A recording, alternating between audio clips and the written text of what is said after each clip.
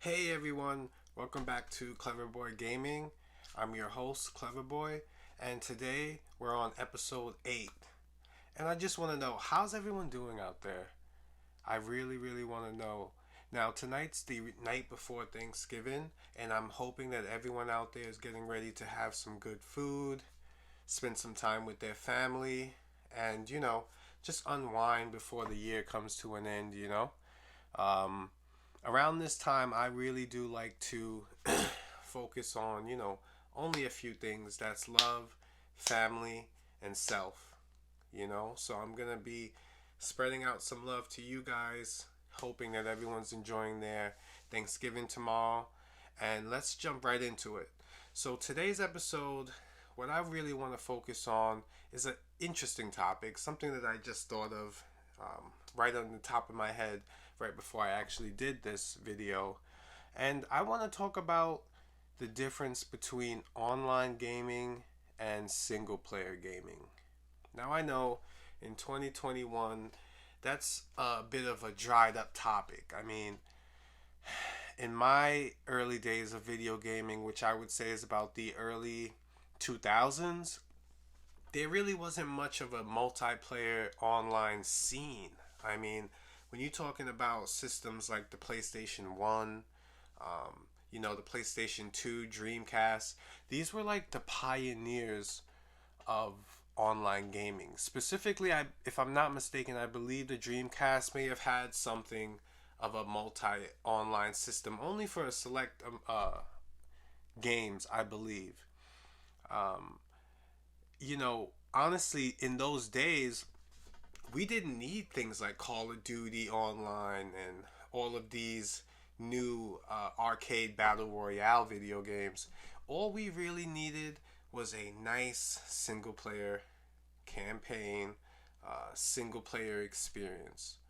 Now, this video is obviously a personal point of view for me, but I do feel that it's interesting at this time because what I find happening in these days, a lot of game developers, what they're doing is they're creating games based off of experience alone.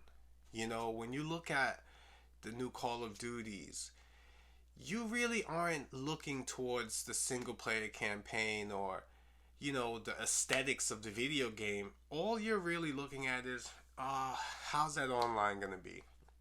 Is there enough frames per second? A lot of the integral parts of a video game that many people were focused on in the early 2000s when I was growing up are like afterthoughts now. I mean, when you go back to a video game, something like Metal Gear Solid, which just had its 20-year anniversary, Metal Gear Solid was a single player campaign, very much so. I mean, every obstacle that you went through was specifically you and whomever was watching you play the game. There really wasn't any way of reaching out to other people. But yet, the game was so good at captivating you, keeping you there. Some would argue to a fault. I mean, these old video games were movies. These games had no intention of forcing a multiplayer online experience on you. So what that made important was how the game was designed. What interesting parts in the game would keep you coming back, whether it be gameplay, whether it be aesthetics, story, soundtrack, all of these things. I mean, when you look at the RPGs of old, these are sometimes 50-hour games. I mean, Legends of Dragoon was like a 4 disc CD. And, there wasn't even a thought of online play. And it's very interesting because I remember in those days, it was nothing but imagination. And what I find is growing up in those days where, it was all about the story, seeing what new graphics were going to come out, you know, the soundtrack. My goodness, the soundtrack, people. I mean, they used to be more than just applications. I guess this is what I'm getting at. You know, in this climate, I find that people are so nitpicky on certain things about games that it's hard for developers to even develop from scratch. I mean, no one is looking for original stories anymore because everybody is hooked on this online drug. You know, like they just keep refurbishing the same games and it's just this online experience. Me personally, I dread playing online. I think it might be somewhat of a little anxiety. I mean, there's a few games I would like to play online, you know, things like UFC, I like playing online. Me personally, I believe I lean way closer towards single player campaigns. A game, something like Kingdom Hearts, you know, with all these characters and all this gameplay and all this backstory, all this content, this context, this storyboard, this art, amazing soundtracks.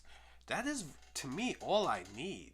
And I'm interested to see what you guys think in the comments because you know, that online service, that online formula has boomed to the point where, you know, things like Twitch, things like live game streaming, these things are fueling an engine in the gaming industry like that to me is extremely impacted game development.